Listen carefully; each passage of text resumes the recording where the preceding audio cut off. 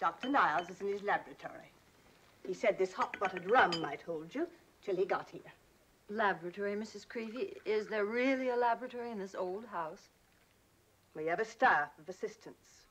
There are two men, Mr. Hartwick and Mr. Provost. Thank you. And there's Robby.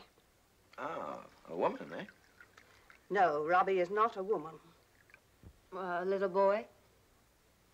A girl? An animal? He's not an animal either. But whatever Robby is, he rules the roost around here.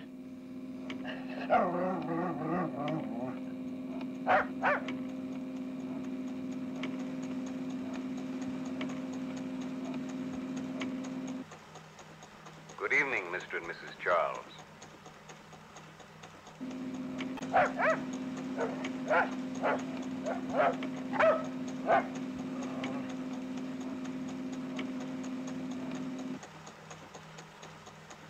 I hope Mrs. Creevy has welcomed you properly. What do you know about proper welcoming? You miserable pile of tin. Hello, Nick. If you can knock off your feud, Mrs. Creevy, I'd like to jump into some of that hot-buttered rum. Yes, sir. I'll get a cup. Well, Nick, you've met my family. Must say yours is a lot prettier. Well, a bit paler than usual. This is Nora. Hello. This is our youngest, Asta. Sit down. Don't let Robby throw you, Nora. He's just an overgrown instrument panel. He's capable of 130 simple tasks. No wonder Mrs. Creevy is falling to pieces. Robby's sort of like canned housemaid. No, happily, Robby's strictly industrial. For handling radioactive materials? Exactly. Tomorrow, for the first time, he meets the press, the Department of Defense, and the scientific advisors to the government. Will that be all for the present, Dr. Niles? That's Hartwick talking.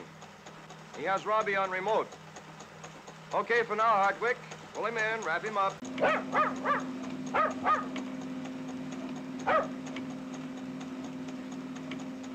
Thank you, Mrs. Creevy. Frankly, Nick, the reason I wanted you here is because this demonstration means so much to me. You mean we're going to be able to watch it? Well, that sounds like great fun. Fun, she calls it. The blackest day in history. Well, that will do. That will hardly do, my dear Dr. Niles. Have you told them about that gash on your head? I forbid you to say another word. Very well. It's out of my hands anyway. Don't mind Mrs. Creevy. She has an almost superstitious fear of Robby. Doc, what about the gash on your head? Oh, nothing. One of those inexplicable things.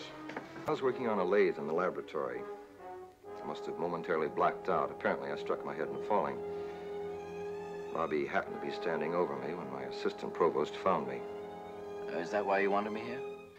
My only feeling in the matter, Nick, is one of vague uneasiness. See, Robby means a great deal to me. He's my brainchild.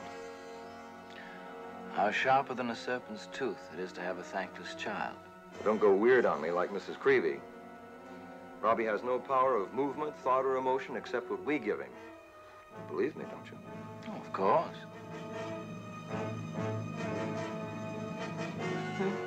Oh, of course.